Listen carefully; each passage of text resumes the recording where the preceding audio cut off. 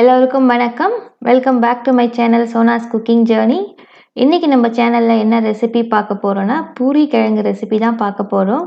அதாவது ரெஸ்டாரண்ட்லலாம் கிடைக்கிற அதே டேஸ்ட்டில் நம்ம வீட்டில் எப்படி பண்ணுறதுன்னு தான் பார்க்க போகிறோம். இது ரொம்ப சிம்பிளான ரெசிபி தான், ஈஸியாக நீங்கள் வீட்டில் பண்ணிடலாம்.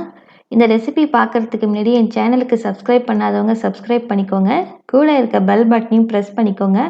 வாங்க இப்போ எப்படி பண்ணுறதுன்னு பார்க்கலாம். அதுக்கு ஒரு பாத்திரத்தில் ஒரு 2 டேபிள் ஸ்பூன் அளவுக்கு எண்ணெய் சேர்த்துக்கலாம். எண்ணெய் சூடாகட்டும். எண்ணெய் சூடானதுக்கப்புறம் இதில் 1 டீஸ்பூன் அளவுக்கு கடுகு சேர்த்துக்கோங்க. அப்புறம் 1 டேபிள் ஸ்பூன் அளவுக்கு கடலைப்பருப்பு சேர்த்துக்கலாம். கடலைப்பருப்பு கொஞ்சம் கூட சேர்த்துக்கிட்டா நல்லாயிருக்கும். சேர்த்து இதை நல்லா பொரிய விட்டுடலாம். இப்போ இது நல்லா பொரிஞ்சிட்டுது. இதில் இப்போ ஒரு 4 பல்லு பூண்டை நல்லா பொடிசாக அந்த மாதிரி நறுக்கி சேர்த்துக்கோங்க.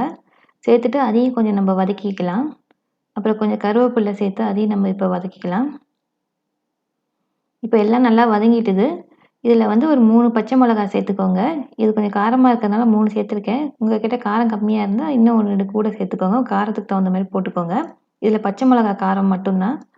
அப்புறம் ஒரு பெரிய வெங்காயத்தை இந்த மாதிரி நீல வாக்கில் அரிஞ்சு சேர்த்துக்கோங்க. ரொம்ப நைஸாக அரிய வேணாம், கொஞ்சம் மொத்தமாக இருந்தால் நல்லாயிருக்கும். அது சாப்பிட்றப்ப வெங்காயம் நல்லா வரப்போ டேஸ்ட் நல்லாயிருக்கும். அதில் 1 டீஸ்பூன் அளவுக்கு உப்பு சேர்த்துக்கோங்க, வெங்காயம் சீக்கிரமாக வதங்கிறதுக்கு. இப்போ பாருங்க, வெங்காயம் நல்லா வதங்கிட்டுது. இந்த அளவுக்கு வதக்கினா போதும், ரொம்ப வதக்க வேண்டாம். இதில் இப்போ 1 டீஸ்பூன் அளவுக்கு மஞ்சத்தூள் சேர்த்து அதையும் நல்லா வதக்கிடலாம், அது பச்சை வாசனை போகிற வரைக்கும். இப்போ நல்லா வதங்கிட்டுது. இப்போ நான் 2 பெரிய உருளைக்கிழங்க ப்ரெஷர் குக் பண்ணி எடுத்து வச்சுருக்கேன். அதை இந்த மாதிரி கையால் லேசாக உடச்சி விடுங்க, ரொம்ப மசிச்சிட வேணாம். கொஞ்சம் கொஞ்சம் பீசஸ் இருந்தால் தான் நல்லாயிருக்கும். இப்போ நம்ம நல்லா கலந்து விட்டுடலாம். இந்த உருளைக்கிழங்கும் மசாலாவும் நல்லா சேர்கிற அளவுக்கு நல்லா கலக்கி விட்டுடுங்க.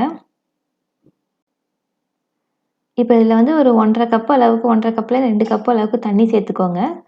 சேர்த்துட்டு இப்போ நல்லா மிக்ஸ் பண்ணி விட்டுடலாம். இப்போ உப்பு செக் பண்ணி பார்த்துங்க. உப்பு பத்தலைன்னா உப்பு போட்டுக்கோங்க. எனக்கு கொஞ்சோண்டு குறைச்சலா இருந்தால் நான் சேர்த்துக்கிட்டேன் உப்பு. சேர்த்துட்டு இப்போ நல்லா மிக்ஸ் பண்ணி விட்டுட்டு மூடியை போட்டு நம்ம வேக விட போகிறோம். இது ஏற்கனவே வெந்த உருளைக்கிழங்கு தான், ஸோ அதனால் ஒரு 5 நிமிஷத்தில் வெந்துடும். ஒரு 5 நிமிஷம் ஆகிட்டுது. இப்போ திறந்து பார்க்கலாம். பாருங்கள், இது நல்லா வெந்து வந்துட்டுது. நம்மளோட கிழங்கும் இப்போ ரெடி ஆகிட்டுது.